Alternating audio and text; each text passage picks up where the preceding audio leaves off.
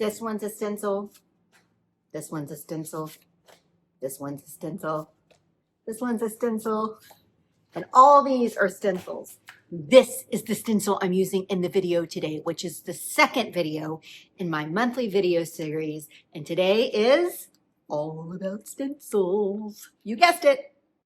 Okay, so this stencil is from circa 2021. It's from joggles.com, 57590. Super old, whatever, love it. Then I'm using this grip mat. I think it's from Waffle Flower Crafts, but I just like to use it, especially when I'm using stencils, because it keeps everything in place. All right, so first I just want to go with a very traditional, easy peasy single color blend. And I'm going to be using Flirty Fuchsia. All of my inks are Catherine Puller inks. All of my colored inks, love them. Most of them are incredibly juicy pads, so not a lot goes a long way. So the key to blending is just steady application. Don't press too hard, don't press too light. Just make sure you've got a good juicy ink pad and just blend that ink through. Your goal is to get the ink through all the open spaces of your stencil. All right, and here is a beautiful stencil paired with a gorgeous color, and that's a stunning background. If you want to add a tiny bit more dimension, it's very easy to line your stencil back up over the image, and then I'm going to be a little bit more heavy-handed in the center. I'm going to pick up that same ink and just go in with a lot more pressure, so more heavy-handed, and it's going to create a darker color version of the color I'm using. And it adds a little bit of dimension to the center of that. See? Simple. Took 2 seconds. Love it. 2 colors from the price of 1. Flirty Fuchsia. All right, now I've got some ink already on the stencil, so I'm just going to spritz it with some water. I always have a water bottle nearby because I'm messy. I'll flip the stencil over so the inked up side is pressing down, and I'm basically stamping with this stencil, just pressing all that color through. And look at this little print you get. Check that out. 5 seconds, right? I clean as I go, so that's why I always have water and a rag nearby. Water and a rag.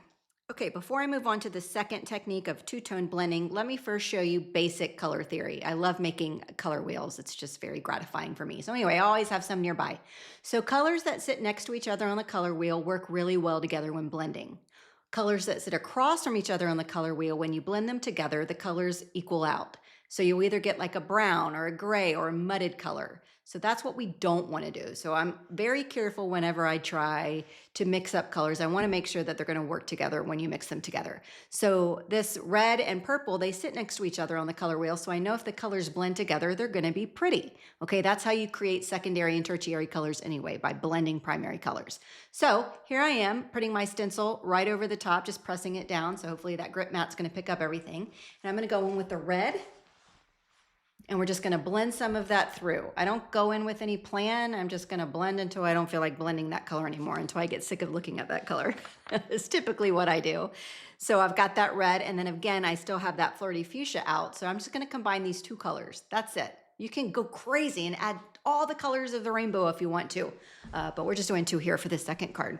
And I've gone in, added that Flirty Fuchsia, and then when I peel it up, you can see how pretty it is. It made a 3rd color when I blended the 2 colors together. So it's just fun to play with different colors and see what colors you're going to get. Okay, so moving on to the third, it's going to be an embossing paste, but I only have crackle paste in my stash. I'm not buying anything new. It's basically embossing paste, but when it dries, it gives it a little bit of crackle. So you can think embossing paste, texture paste, crackle paste, astro paste, glimmer paste. There's all kinds of pastes on the market. But the reason why I like paste through a stencil is because the design will dry raised up with a little bit of that dimension. So it's really fun.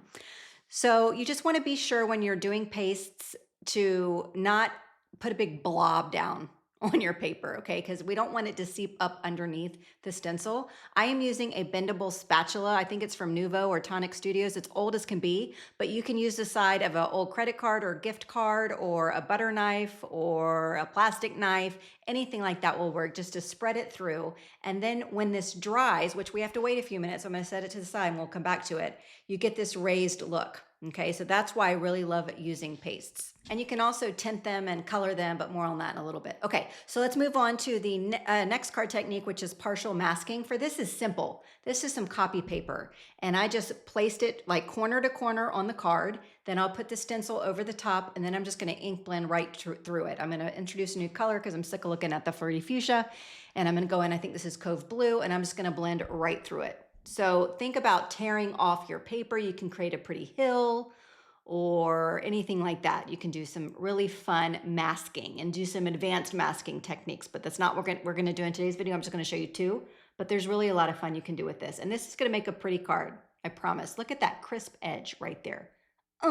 So this is a heart die that I had, and I just die cut a piece of plastic and made my own. You can do this with masking paper, but you can also use just regular copy paper. It needs to be thin paper to create your own mask. It won't be a reusable one you can use time and time again, but you can easily do this with some paper from your copy machine or whatever. All right, so here's my stencil, and we got my heart. I did secure it down with some tape this time because I'm putting a stencil over a stencil, and it would probably shift. So I'm just using some tacky tape. I just pressed it on my skin to remove some of the stickiness. That keeps you from tearing your paper when you peel the tape off. But look at it when you pull it back. You have this pretty heart stenciled pattern. Check it out. Now look, my fingers are getting a little inky, aren't they? Well worth the sacrifice, I say. So I love masking. There's so much you can do with it.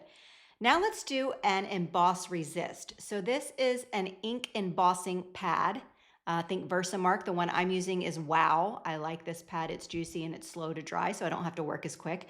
And I am just making sure that all that embossing ink transfers through the stencil and all those open areas. So I'm using a dome blending tool here, pouncing, spreading, however I want to make sure that it gets through. Now you're not going to see anything here because it's like clear on white, so that's not impressive. But I'm going to go ahead and use this paper I just used for masking. I'm going to use it as a funnel now, and I'm going to sprinkle on some white embossing powder because I want the design of the stencil to be white, but I don't want the background paper to be white. I want to be able to add my own ink blending through it. So by heat embossing this, you're going to trap that design and whatever color you chose to go with under the heat emboss, so it works as a resist. So I want to give you a tip about using your heat tool. Make sure it's heated up for a good 15 to 30 seconds. I'd say 30 seconds if you can do it before you take it to your paper. Your embossing powder will melt more quicker, and also it will prevent all that warping or curling that you may get in your cardstock when you add heat to it.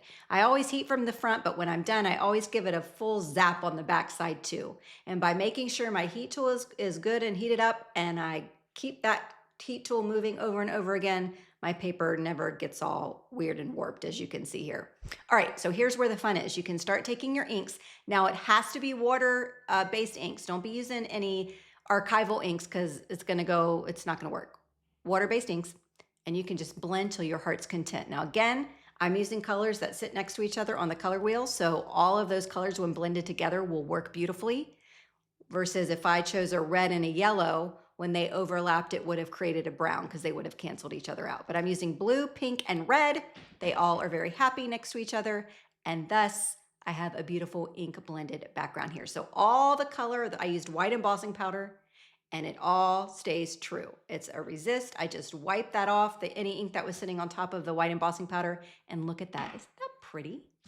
Think of all the fun colors you can use with this. Okay, so I did want to do a little bit of water painting, just a little bit. I love to paint, but I never bring it to the channel. Takes me a long time to do paintings, and it's something I just do for myself. But anyway, let's take these two inks, I smushed them down onto my surface and added some water. I needed a lot of water because I was too lazy to get a cup of water. And then I'm just going to paint through the stencils. So this is water, so it's going to seep underneath, so you're not going to get a beautiful, crisp, detailed, stenciled image like we have with ink because this is water. But you see how when I mix the pink and blue together, it gives that pretty purple love. So anyway, I'm just going to keep making sure I can lift as I go and do a little peek, and I'm going to keep adding colors to all the open parts of the stencil, not all of it, but to a lot of it, to where you can kind of see some of the detail. I'll show you when it dries in just a second, but another way to do it is literally I'm taking that piece of paper that I use for masking and for funneling paper too. I crumpled it up in a ball, I squirted it with water, and then we're gonna just basically pick it up and press it onto the stencil. And you can use a paper towel. Obviously, that would have probably been better because you can absorb water on a paper towel. But listen, I didn't want to go to the kitchen. I wanted to use what I had at my desk. So this was going to be garbage anyway. So let's just go ahead and really put it to the test. So that is what I'm doing, picking it up with paper and pressing it through. And it's a really cool look when you're done. It's super cool. Now, again, it's not going to be defined like it is with a ink blending brush and ink, but it has its own cool look nonetheless. Okay, so let's take a look at both of them. See, I think it's cool. And I'll show you all the backgrounds we made in just a minute. So we've got the crumpled up paper and a paintbrush. I mean, I think it's cool looking. Okay, the last thing I want to show you is this is the crackle paste. It's already dry. So you can either spray it if you have any sprays, distress sprays, paint sprays, any of that, or I'm just using the leftover ink on my little daubers there, and I'm just tinting it just ever so slightly. Just ever so slightly. And you get this really cool look. You get the dimension and the color, and you can use paints and sprays and inks and whatever. But look at all these backgrounds we made. Look at them all with one stencil. Look at all this. Now, I probably should do another video turning these into cards. What do you think? You think I should do that? But listen, I didn't buy anything new, not a single thing. Stencils, paper, inks, I already had it out. So that's what I challenge you to do. I want you to look around your room. If you've got a stencil sitting in a drawer, go pull it out and try even the first technique, any of the techniques, and let me know in the comments which stencil you already own that you have barely used, because I want to know all about it. Okay, I can't wait for the next video. I'm so happy to be back after my hiatus and the hijacked channel and all this stuff, but I'm here, I'm back, and I'm ready for it. See you for the next video.